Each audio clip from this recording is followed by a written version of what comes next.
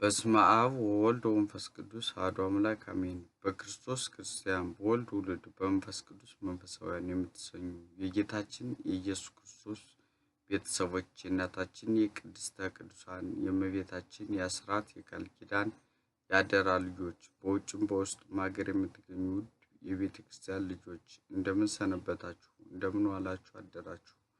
እንደምን እስከዚህ ሰዓት አደረሳችሁ? አሜን። ማይክሮ ሰከንዳትን በሰከንድ ሰከንድን በደቂቃ ደቂቃም በሰዓታት ሰዓታትን በዕለታት ዕለታትን በሳምንታት ሳምንታትን በወራት ወራትን በዓመታት ዓመታትን በዘመናት እየዋጀ እንደኛ ኃጢአትና በደል ሳይሆን እንደሱ ቸርነትና ምሕረት ለዚህ ሰዓት አደርሶ ስሙን እንድንሰማና እንድናመሰግን ስላደረገን የተመሰገነ ይሁን። በመጀመሪያ ስወድቅ እያነሳ ሳዝን እያጽናና ስሰለች እያበረታታ ሳጣ እየሰጠ ስቸገር ችግሬን እየፈታ ተስፋ ለመቁረጥ ስነሳሳ ተስፋዬን እየቀጠለ ስበድለው እየታገሰ ላቆየኝ ለአምላኬ ክብር ምስጋና ይሁን። በእናትነቷ በርህሩህነቷ የምተማመንባት ብራብና ብጠማ ብራቆትና ብገፋ የምታዝንልኝ ከአምላኬ ጋር የምታገናኘኝ ለሕይወቴ መልካም ጉዞ አለኝታዬና አማላጄ ለሆነችው ለቅድስት ድንግል ማርያም ምስጋና ይሁን። በሕይወት ጉዞዬ ሁሉ በፈጥኖ ደራሽነታቸውና በተራዳኢነታቸው የምተማመንባቸው ሁሌ ስማቸውን ስጠራው ለምውለው ለቅዱሳን መላእክት ለቅዱሳን ለጻድቃን ሰማዕታት ሁሉ ክብር ምስጋና ይሁን። በዚህ ክብር እንድበቃ አንደበቴን እንድከፍት የረዳችኝ ቅድስት ቤተ ክርስቲያን ምስጋና ይሁንልኝ። ጾምን ቀድሱ ጉባኤውንም አውጁ፣ ሽማግሌዎችና በምድር የሚኖሩትን ሁሉ ወደ አምላካቸው ወደ እግዚአብሔር ቤት ሰብስቡ፣ ወደ እግዚአብሔርም ጩኹ። ትንቢተ ኢዩኤል ምዕራፍ 1 ከቁጥር 14 ላይ ባለው ኃይለ ቃል እንነጋገራለን ማለት ነው። ስለዚህ ከእግዚአብሔር ጋር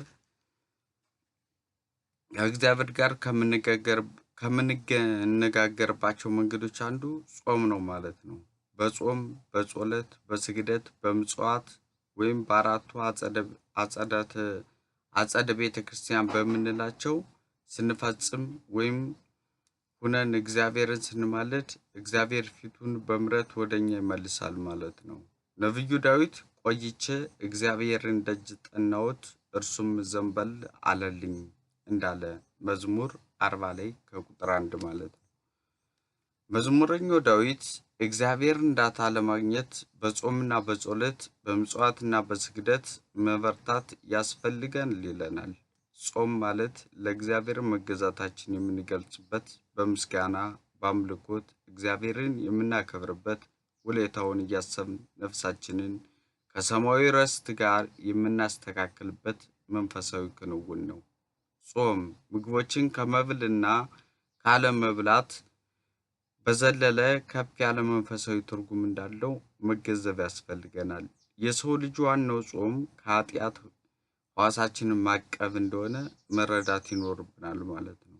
ጾማችንም በአምልኮ መንፈስ በጸሎት ታጅቦ በእግዚአብሔር ፊት በፍጹም ፍርሃትና ትጋት ሲቀርብ እግዚአብሔር ስለሚቀበለው የጾምን ዓላማ በመገንዘባችን ልክ እግዚአብሔርን የቃሉን መስዋዕትነት ንቆ የአቤልን የልቡን ቅንነት የቃየልን መስዋዕትነት ንቆ የአቤልን የልቡ ቅንነት እንደወደደ ሁሉ በልብ ትሕትና እግዚአብሔርን ለማክበር በማለትም የምንጾመው ከሆነ በእግዚአብሔር ዘንድ የተወደደ ይሆናል ማለት ነው።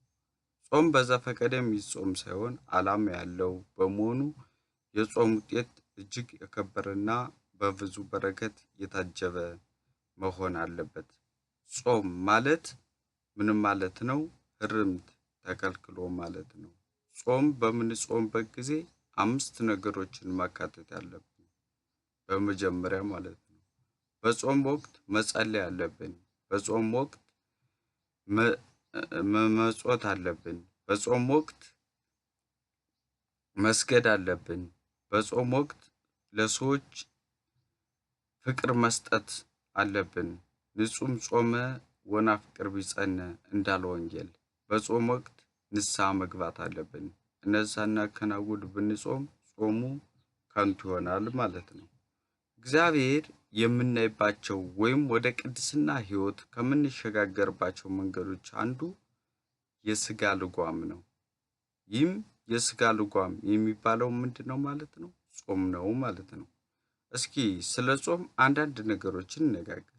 ጾም ማለት በሃይማኖት ምክንያት ለተወሰነ ጊዜ ያለ ምግብ ያለ መጠጥ መዋል፣ ከእንስሳት ተዋጽኦ ምግብ ከጡላት መከልከል ማለት ሲሆን ይህ ብቻ የክርስቲያኖችን ጾም እውነተኛ ጾም ሊያስብለው አይችልም። ቅዱስ ያሬድ የስሜት ሕዋሳት ሁሉ መጾም እንዳለባቸው ይነግረናል። አፍ የሚያሳዝኑ ክፉ ክፉ ቃላቶችን ከመናገር፣ ጆሮ ክፉ ክፉ ነገሮችን ከመስማት፣ ዓይን ክፉ ነገሮችን ከሚያሳዝኑ ጉዳዮች ከማየት፣ እግር ወደ ኃጢአት ስፍራ ከመሄድ፣ እጅም ክፉ የሆኑ ኃጢአትን ስራዎችን ከመስራት መታቀብና በአጠቃላይ የስሜት ሕዋሳት ሁሉ ክፉ ከመስራት መገታትና መከልከል እንደሚኖርብን ይነግረናል ማለት ነው። ጾም ማለት እርምት ተከልክሎ ማለትም መተው መከልከል ማለት ስለሆነ አንድ ሰው የተለመደ መጥፎ አመሉን እርግፍ አድርጎ ሲተው እከሌ ያን ክፉ ጸባዩን እርም ብሏል ይባላል፣ ትቷል ማለት ነው። ጾም ማለት በሃይማኖት ምክንያት ከእግዚአብሔር ዋጋ ለማግኘት ሳይበሉ ሳይጠጡ ያለ ምግብና መጠጥ መዋል ማለት ነው። እንዲሁም ለስጋ ምቾት ከሚሰጡ የላሙ የጣሙ ምግቦች መከልከል ማለት ነው። ክርስቲያንም በሕግ የተወሰነለት ጊዜና ወቅት የስጋ ምኞት የሚሰጥበት ምግቦችን ትቶ ለአምላኩ ይገዛል። ጾም ማለትም ሰው በታወቀ ጊዜ በተወሰነ ወቅት እንደ ሕጉ ከምግብ መከልከል ነው። በደሉን ለማስተሰረይ ዋጋውን ለማብዛት እርሱን ወዶ ሕጉን ለሰራለት እየታዘዘ የፍትወቱን ኃይል እያደከም ወይም ያደክም ዘንድ ለነባቢት ነፍስ እንታዘዝ ዘንድ ነው ማለት ነው የምንጾም።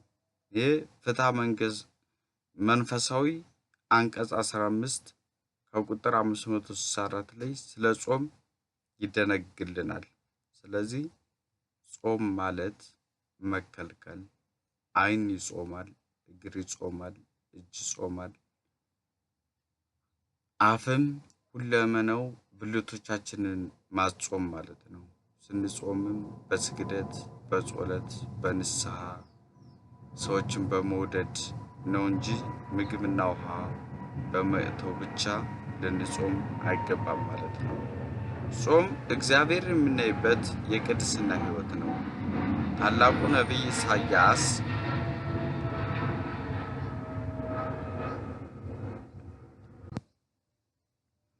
ጾም እግዚአብሔርን የምናይበት የቅድስና ሕይወት ነው።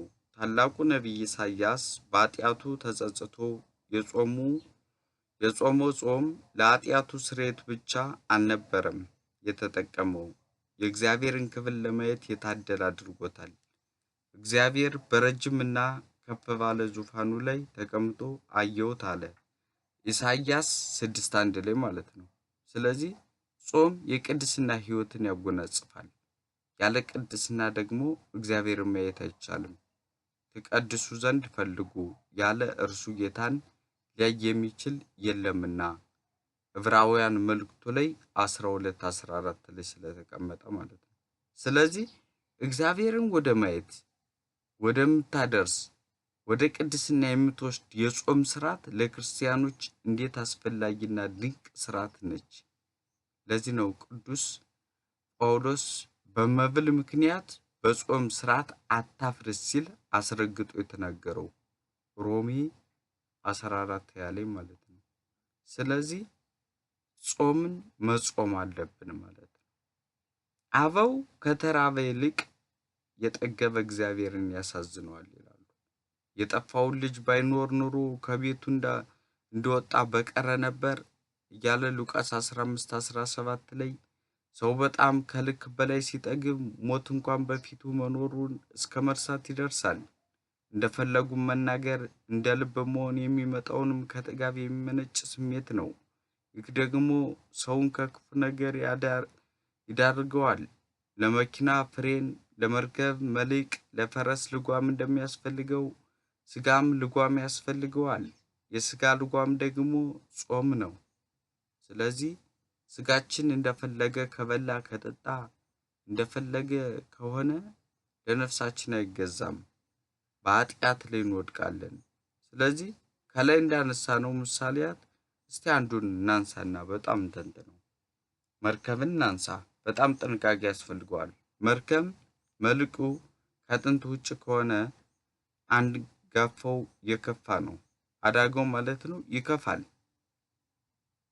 ካልተለጎመ መርከብ በንፋስ ቁጥጥር ስር ውሎ ወደ አልተፈለገ ቦታ ያመራዋል ማለት ነው።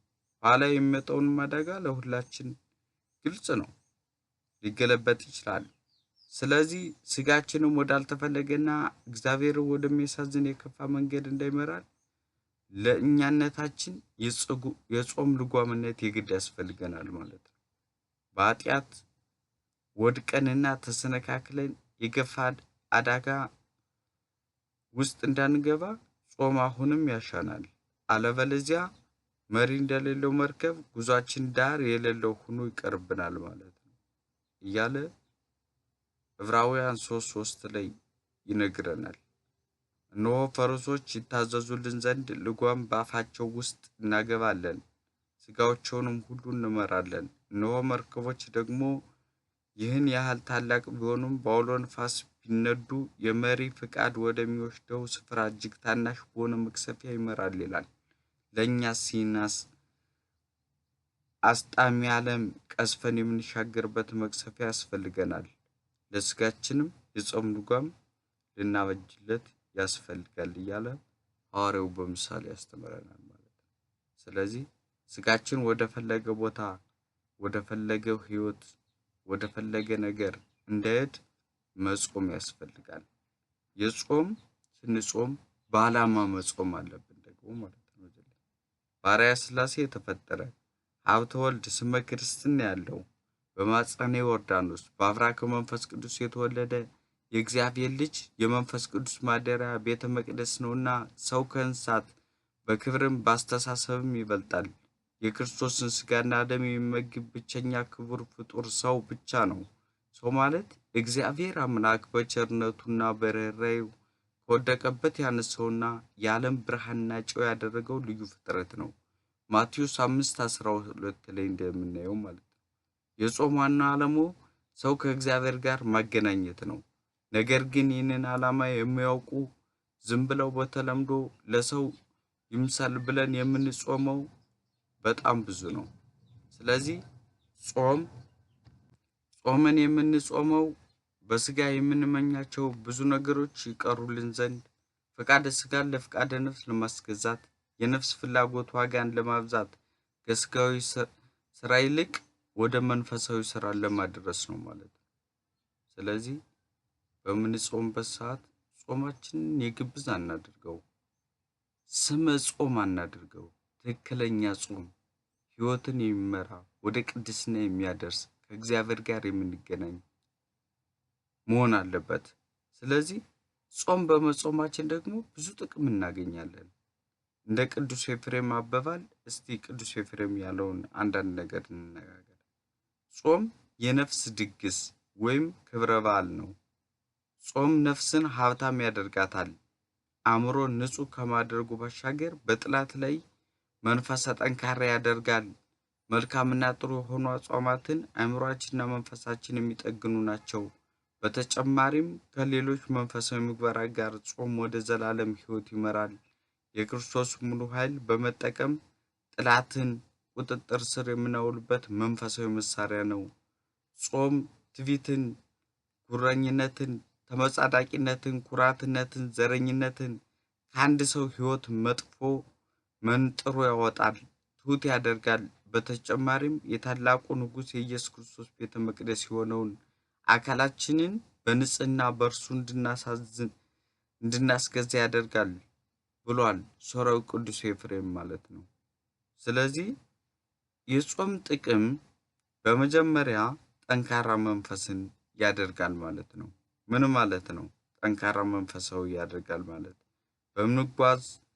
በምንጓዝበት መንፈሳዊ ጉዞ ትልቅ ቦታ የሚሰጠው የቅድስና ህይወት ነው።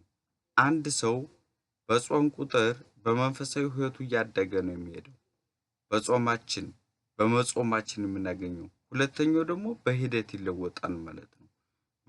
በውስጣችን የሚፍታታው ስጋዊ ባህሪ እየደከመ ይሄድና መንፈሳዊ ጉልበቱ ደግሞ አድማሱን በመስፋት ይጀምራል።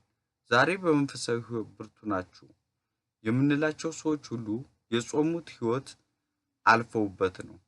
ቅዱሳን አባቶች የተለማመዷት ሰዎች ውጊያዋን ስለማያቋርጧት ለሰይጣን ተሎ ሲገበሩለት አይታዩም። የሚመጣውንም መንፈሳዊ ጦርነት ሁሉ እንዴትና በምን መመለስ እንዳለባቸው ያውቃሉ ማለት ነው። ስለዚህ ሰይጣን ሊፈትነን እያንዳንዳችንን ሊበጥረን ይፈልጋል። ይህንን መቋቋም የምንችል ስንጾም ብቻ ነው። ስንጾም ደግሞ ኃይል እናገኛለን። ኃይልን የምናገኘው መንፈሳዊ ኃይል ማለት ስጋዊ ኃይል ላናገኝ እንችላለን። መንፈሳዊ ኃይልን የምናገኝ ግን በመጾም ነው ማለት ነው። ሁለተኛው ስርየትን ያሰጣል። የጾም የኃጢአት ቁስል ይፈውሳል። ጾም የምንጾመው ኃጢአትን የእግዚአብሔር ምሕረት ወደኛ ሲያመጣ ለኃጢአታችን ስርየት ያመጣል። የበደላችን ለምጽ ሁሉ በጾም ይጠፋል።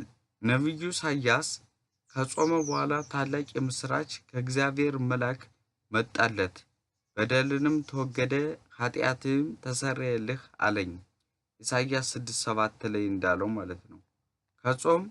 ከጸሎትና ከንስሐ በኋላ ይህን የምስራች መስማት እንዴት ደስ ይላል! ታላቁ ንጉሥ ዳዊትም እንዲህ አይነት ገጠመኝ ነበረው። የጓደኛውን የኦርዮንን ሚስት ካስነጎራት በኋላ በተቀመጠ ጊዜ ቤተ መንግሥት ነበር እግዚአብሔር ነቢዩ ናታን የላከበት። ኃጢአቱ በሌላ ሰው አስመስሎ በምሳሌ ሲነግረው፣ እርሱ ግን ስለ ራሱ እንኳን የሚነግረውን አልመሰለውምና ፈረደ። ይህ ያደረገ ሰው የሞት ልጅ ነው አለ። ናታን ግን ያ ሰው አንተ ነህ ሲል በቃሉ መስዋዕትነት ራሱን አሳየው። ሁለተኛ ሳሙኤል ምዕራፍ 12 ላይ ገብታችሁ አንብቡ። ዛሬ ስለ አንድ ሰው ኃጢአት ሲወራ ብንሰማ ፈራጆች እኛው የኃጢአቶች ባለቤት ነን። ስለ ሰዎች በዝሙት መውደቅ ሲነሳ እርሱን በጸሎት ከመርዳት ይልቅ እንፈርዳለን። ዳዊት ግን ንጹሕ ልብ ነበረኝ፣ ታላቅ ሰው ነው። ኃጢአቱ ሲነገረው ከእግዚአብሔር ጋር ለመታረቅ ጊዜ አላጠፋም። ወዲያውኑ በራሱ ላይ ጾምን አወጀ፣ ንስሐ ገባ፣ እንባው ግድብ ጥሶ ፈሰሰ። ልቤ በውስጤ ደነገጠብኝ፣ እንዳለፈ ጥላ አለቀው፣ እንዳንበጣ ረገፈው። ጉልበቶቼም በጾም ደከሙ፣ ሥጋዬም ቅቤ በማጣት ከሳ። ነፍሴም በጾም አመሰገንኳት እስኪል ድረስ። መዝሙር 108 ከቁጥር 23፣ መዝሙር 68 ቁጥር 10 ላይ እስቲ ገብታችሁ አንብቡ። ወዲያውኑም እግዚአብሔር ምሕረት በነቢዩ በናታን በኩል መጣለት። ናታንም ዳዊትን እግዚአብሔር ኃጢአትን አርቆልሃል፣ አትሞትም አለው። ጾም ኃጢአትን ያርቃል፣ በደልን ያስተሰርያል፣ ነፍስን ያጠራል። በአጠቃላይ የመንፈሳዊ ሕይወት መጠነ ሰፊ ጠቀሜታ አለው ማለት ነው። ስለዚህ በምንጾምበት በምንጸልይበት እግዚአብሔርን ፍጹም በምንለምንበት ጊዜ ስርየትን ያሰጣል ማለት ነው። የኃጢአት ስርየትን፣ የኃጢአት ክፋትን፣ በተንኮልን፣ ቁስለትን የምንፈወስበት ጾም ነው ማለት ነው። መንፈስ ሞገስን ያሰጥ ጾም ማለት ነው። የመንፈስ ሞገስ ይሰጣል። ጾም በሰውም በእግዚአብሔር ዘንድ ሞገስን ያሰጠናል። ተናግረን እንኳን የምንሰማው እግዚአብሔር ሞገስ ሲሆን ብቻ ነው። ጾም ደግሞ እግዚአብሔር ሞገስ እንዲሆነን ታላቅ ቦታ አለው። በጾም ሕይወቷን የቀደሰች አስቴር በአርቄስት ፊት ሞገስን አገኘች። ከዚህ በኋላ ነው ቃሏ ሁሉ ልቡን የነቀው። መጽሐፍ አስቴር ምዕራፍ 5 እስቲ ገብታችሁ አንብቡ። በጾምና በጸሎት ሕይወት እግዚአብሔር ሞገስ የሰጠው ሰው ጸልዮ እንኳን ጸሎቱ መልስ ሳይዝ ወደ መሬት አይመለስም። እስቲ ለምሳሌ ሳሙኤልን እናስታውስ። ብላቴናው ሳሙኤል እያደገ ሄደ፣ በእግዚአብሔርም በሰውም ፊት ሞገስን እያገኘ ሄደ ይላል። ሁለተኛ ሳሙኤል ምዕራፍ 2 ላይ ከቁጥር 26 ላይ ስለ ሳሙኤል ሲናነብ ምዕራፍ 3ንም እዚሁ ላይ ተመልከቱት። ሳሙኤል አደገ፣ እግዚአብሔርም ከእርሱ ጋር ነበረ፣ በቃሉም አንዳች በምድር ላይ አትወድቅም ነበር። እግዚአብሔር ሞገስ የሆናቸው ሰዎች ቃላቸው በምድር ላይ ጠብ አትልባቸውም፣ ቢጸልዩም ይደመጣሉ፣ ቢናገሩ ይሰማሉ ይላል። ስለዚህ የጾም ዋጋን እና ለታናሽ ባናደርገው። አራተኛ መንፈሳዊ ኃይል ይሰጣል። የጾም ጥቅም ማለት ነው። ጾም ለአንድ የእግዚአብሔር ልጅ መንፈሳዊ ኃይልን ያስታጥቃል። ምናልባት ከሚጾም ሰው በስጋ መክሳት ልናይበት ይችል ይሆናል። ስጋው በጾም ሊደክም ይችላል። በዚህ ውስጥ ግን መንፈሳዊ ኃይል የተላበሰ ነው። ቅዱስ ጳውሎስ ስደክም ያን ጊዜ ኃይለኛ ነኝ አለ። ኃይለኛ ነኝ። ኃይል ያለው ለዚህ ነው። ሁለተኛ ቆሮንቶስ 12 ላይ ክርስቲያን በጾም በጸሎት በመስገድ ሲደክም፣ ነገር ግን በመንፈስ ቅዱስ ኃይል እየበረታ እንደሚሄድ ሐዋርያው ቃል መረዳት ያስፈልጋል። ስጋችን ሊከሳ ይችላል፣ እርግጥ ነው። በመንፈስ ግን ኃይል ይሆናል። ሰይጣን እንዋጋለን። ስለዚህ መንፈሳዊ ኃይልንም የምናገኘው በመጾም ነው። ስለዚህ በመጨረሻ አገልግሎታችን ይባረካል። በተለይ በሐዋርያት ጊዜ ጾም አገልግሎታቸው እንዲባረክላቸው አምነው ተጠቅሞበታል። ሐዋርያት አገልግሎት ከመሰማራታቸው በፊት አገልግሎታቸውን የሚጀምሩት በምንድን ነው? በጾም ነው።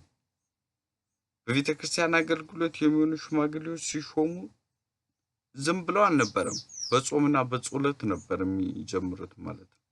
ስለዚህ ግብረ ሐዋርያትን ወይም የሐዋርያት ሥራ ምዕራፍ 14ን ምዕራፍ 13ን ብታነቡ በጾም የታጀበ አገልግሎት ቅድመ እግዚአብሔር እንደሚደርስ በአባቶች መገንዘብ በቂ ነው ማለት ነው። ስለዚህ መጾም ግዴታ ነው፣ መጾም አለብን ማለት ነው። ስለዚህ እኛ ከስጋዊ ጾም በበለጠ ደግሞ ከኃጢአት መጾም አለብን። ኃጢአትን ነው መጾም ያለብን። እንግዲህ ዓለማዊ ሰውና መንፈሳዊ ሰው ወይም በገዳም የሚኖሩ መናንያን ያጾም ዘይቤያችን የተለያየ ነው። ዓለማዊ ስንሆን ከስጋ ከመጠጥ ከምግብ ሊሆን ይችላል የምንጾም። መናንያን ደግሞ ከኃጢአት ነው የሚጾሙት። ሰውና እግዚአብሔርን የሚለያየው ኃጢአት ነው። ኃጢአት በሰውና በእግዚአብሔር መካከል ሆና እንደምትለየን በትንቢተ ኢሳይያስ ምዕራፍ 59 ከቁጥር 1 ላይ ይነግረናል። ስለዚህ ጌታ ኢየሱስ ክርስቶስ ወደዚህ ዓለም የመጣው የቤዛነት ስራው የሰራው ለኃጢአታችን ነው። የቀድሞ ሰው ባለመታዘዙ ምክንያት ከእግዚአብሔር ይልቅ ዲያብሎስን በመስማቱ ለኃጢአት ውድቀት ተዳረገ። ያም ፍዳ ለልጅ ልጅ ደረሰ። በበደል ውስጥ ያለውም ሰው ምንም ጽድቅ ቢሰራ ጽድቁ እግዚአብሔር ሊያስደስት ከቶ አልቻለም። ጽድቃችን የመርገም ጨርቅ ሆኖ ተቆጠረ እስኪል ሆነ። በደሉም በእግዚአብሔርና በሰው መካከል የቆመ የጥል ግድግዳ ሆኖ ለ5500 ዘመናት አስቆጠረ። ጌታ ኢየሱስ ነፍሱን ለብዙዎች ቤዛ በመስጠት የኃጢአትን ዋጋ ከፈለ። ሰውን ከዘላለም ፍዳና ኩነኔ ታደገው። የሰው ልጅ ይህንን መስዋዕትነት ተከፍሎለት ኃጢአት እየሰራ ቢጾም ምን ይጠቅመዋልን? የጾም ዋና ዓላማው ከምግብ ብቻ ሳይሆን ኃጢአቱንም ከመከልከል ነው። በበደል በግፍ ተሞልተን ሌላውን እየበደልን እየቀማን ድሃን እያሳዘን አጠቃላይ መላ አካላችንን ኃጢአት እያሰራ ወዳችን ቢራብ ጾምን አይባልም። ስለዚህ ከኃጢአት በመጾም በእግዚአብሔር ዘንድ የተወደደውን ሕይወት እንያዝ። ኃጢአት የምናክል አጸያፊ መሆኑን በቀራንዮ አደባባይ ኢየሱስ ክርስቶስ የተቀበለውን መከራ ማየት በቂ ነው። ያን ሁሉ ስቃይ ስለ ኃጢአታችን የተቀበለልን ክርስቶስ ነው። የደም ላባልቦት ደሙን እየዘራ ወደ ጎልጎታ መስቀል ተሸክሞ የተጓዘው፣ በወንበዴዎች መካከል እጅና እግሩን ተቸንክሮ የሞተው ስለ ኃጢአታችን እንጂ ስለ እርሱ ኃጢአት አይደለም። እርሱ ጻድቅ ሆኖ ንጹሕ ሆኖ ጌታ መሆኑን ዕብራውያን ምዕራፍ 4 ላይ ይነግረናል። ዛሬስ ኃጢአት ምን ያህል የማይመለስ ነገር ነው። እስከ 9 ሰዓት እስከ 12 ሰዓት ስንጾም ብርቱ የመሰን እንመስላለን። ግን በእውኑ ብዙ ክርስቲያኖች በማስመሰል አንጾምም። ነጭ ነጠላ ለብሰን ቤተክርስቲያን ስለን ጽድቅን ያገኘን የሚመስለን ስንቶቻችን ነን?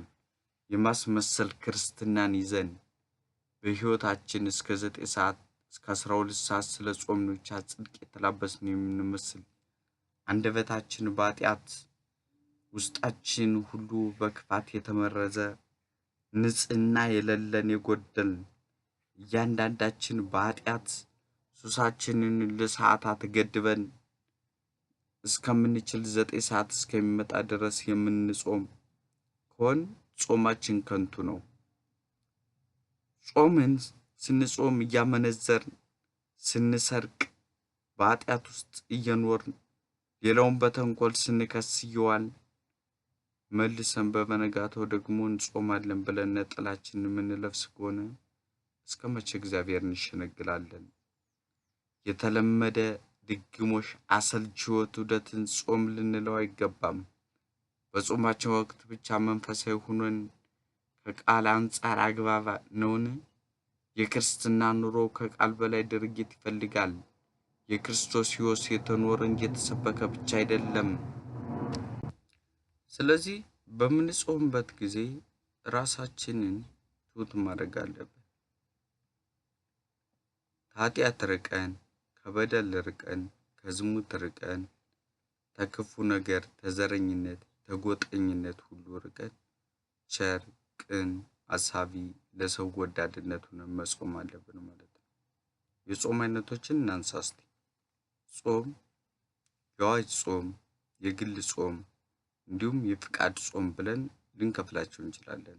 መጀመሪያ የአዋጅና የግል እንላለን። የግል ደግሞ የፍቃድና የንስሐ ጾም ብለን እንከፍላቸዋለን ማለት ነው። የአዋጅ ጾም 7ቱ በአዋጅ የምንጾማቸው ጾሞች ናቸው። የግል ጾም የምንለው ደግሞ ለምሳሌ የወዲትን ጾም ወይም የጳጉሜን ጾምና የጾም አሁን የያዝነውን የጽጌ ጾም የፍቃድ ጾም እንላቸዋለን። የንስሐ ጾም ደግሞ የምንለው ንስሐ ገብተን ተጸጽተን ለእግዚአብሔር ኑዛዜ ተካህኑ ተቀብለን የምንሰጠው ጾም ማለት ነው። ስለዚህ የአዋጅ ጾም በምንጾምበት ጊዜ የጾም ራሱ በአንቀጽ በፍትሐ መንፈሳዊ በአንቀጽ 2 ላይ በተደነገገው መሰረት በሱ ላይ ተደንገግ 7 አጽዋማት እንጾማለን ማለት ነው። የፍቃድ ጾም የምንላቸው ደግሞ እነዚህ የጽጌ ጾምና በመጾማችን በረከትን ተስፋን የምናገኝበት ጾም ማለት ነው። ያንን ለሰዎች ባናገር መልካም ነው። ስለ ጾምን ደግሞ ባንመጻደቅ ደግሞ መልካም ነው። እኛ ለምሳሌ የጽጌን ጾም ስንጾም ጽጌን ጾም የማይጾም ሰው እየተቸን እየተመጻደቅን መሆን የለበትም።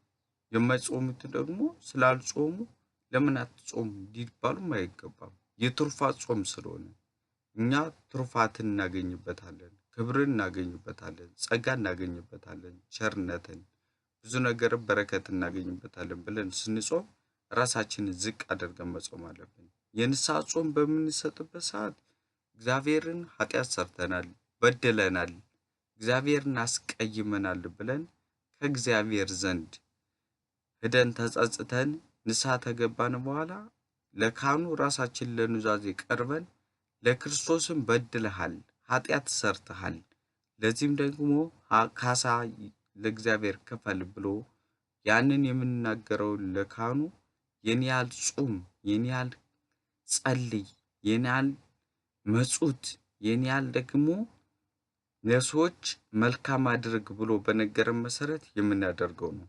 ይህ ጾም ከሌሎች ጾም ሌት ያደርገዋል። ሌት የሚያደርገው ደግሞ እኔ እግዚአብሔር ቤተክርስቲያንና ካህኑ ብቻ ስለሚያውቁት ነው። ሌላ ሰው ሊያውቀው አይችልም ማለት ነው።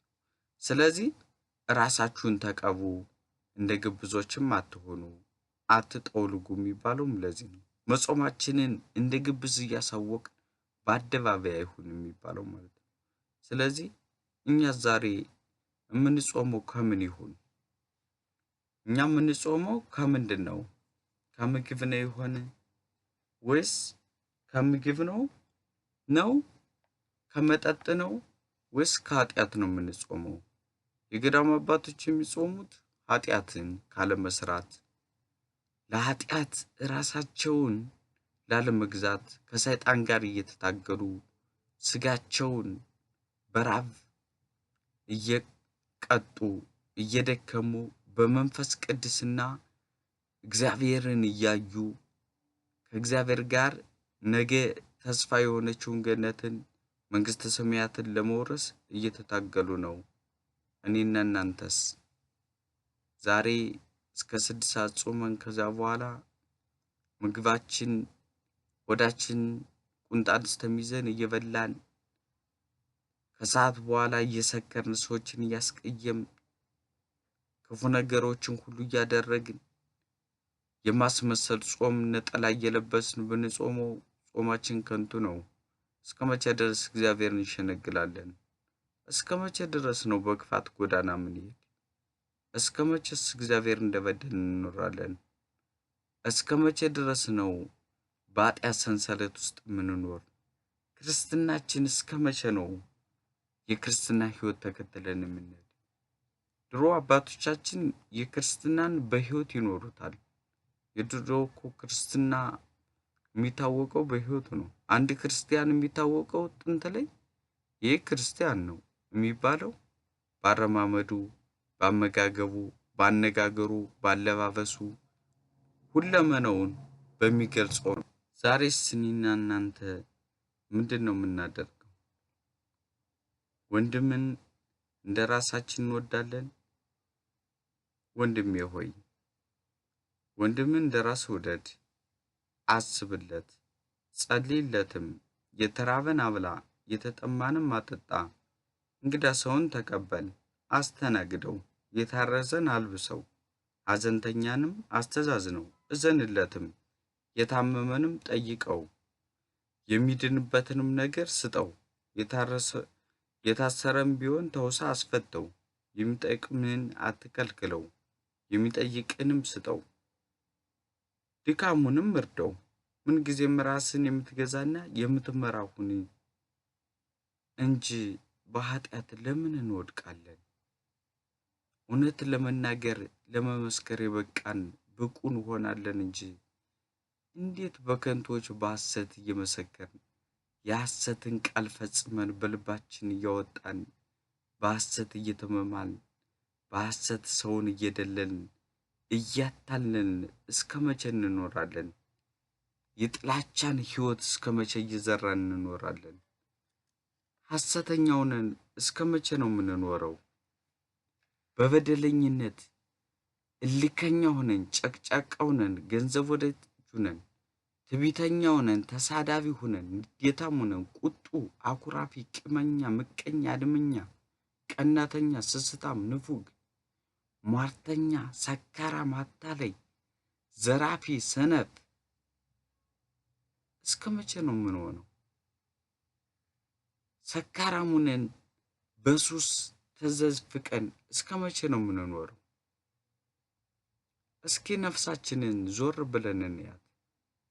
የጥፋት ጥገኝነት እኮ ደረስ። እርስ በራሳችን ተበላላን እኮ። እስኪ ለራሳችን በጎ ጽድቅን እንስራ። በጎ መልካም ነገርን እስቲ እንዲኖር እንፈልግ። እስቲ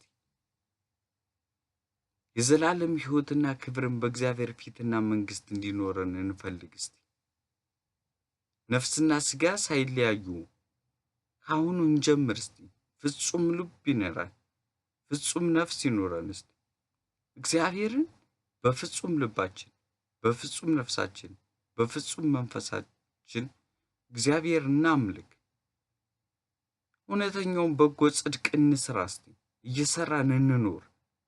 እስከ መቼ ነው በኃጢአት ሰንሰለት ውስጥ የምንኖረው? የጽድቅ በጎ ስራዎችን እስከ መቼ ሳንሰራ እንኖራለን?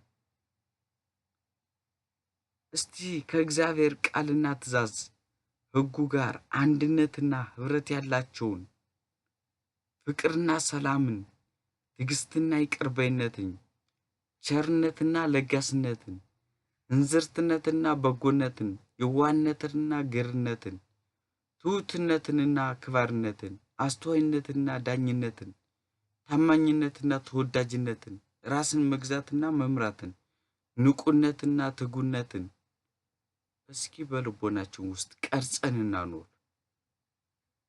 እስኪ ራሳችንን እንግዛ። እስከ መቼ ነው እግዚአብሔርን እንዳስቀየምን የምንኖር? እስከ መቼ ነው በዘልማድ ውስጥ የምንኖር? ትእዛዙን መቼ ነው የምንጠብቅ? መቼ እንፈጽማለን?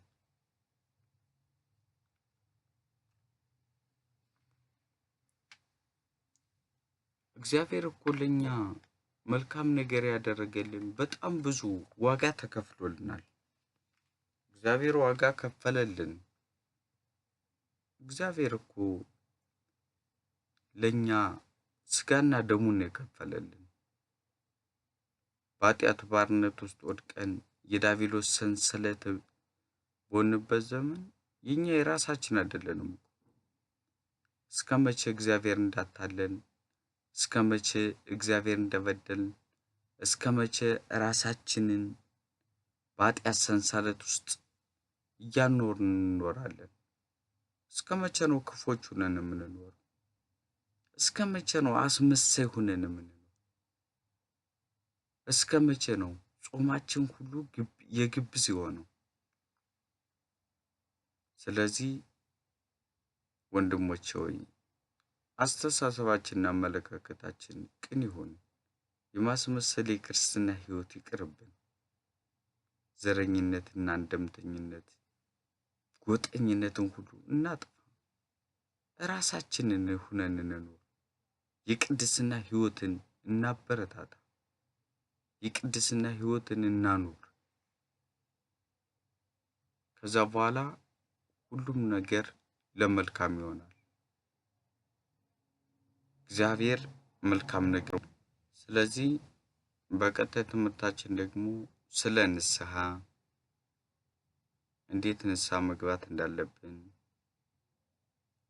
እንዴት መጸለይ እንዳለብን፣ የጸሎት ጊዜያት፣ የጸሎት ሰዓታት፣ ከምንድን ነው የምንጸልየው? ሁሌ ጸሎታችን ልመና ነው። ምስጋና እግዚአብሔርን እንዴት እናመሰግናለን? አናመሰግንም እንዴ? ሰው ሁሌ ጸሎቱ በሙሉ ልመና መሆን የለበትም። አንዳንዴ እግዚአብሔር ስላደረገን ነገርም እንድናመሰግነው ይገባል። ስለዚህ የሰው ልጅ እንዴት መውደድ እንዳለብን፣ እንዴት መመጽወት እንዳለብን በቀጣይ ትምህርታችን ደግሞ የምንመማር ይሆናል። ለዛሬው እዚህ ላይ ይበቃናል። ወስብሐት ለእግዚአብሔር ወለወላዲቱ ድንግል ወለመስቀሉ ክቡር። ይቆየን። ይህንን የዩቲዩብ ቻናላችንን ላይክ፣ ሼር፣ ሰብስክራይብ እያደረጋችሁ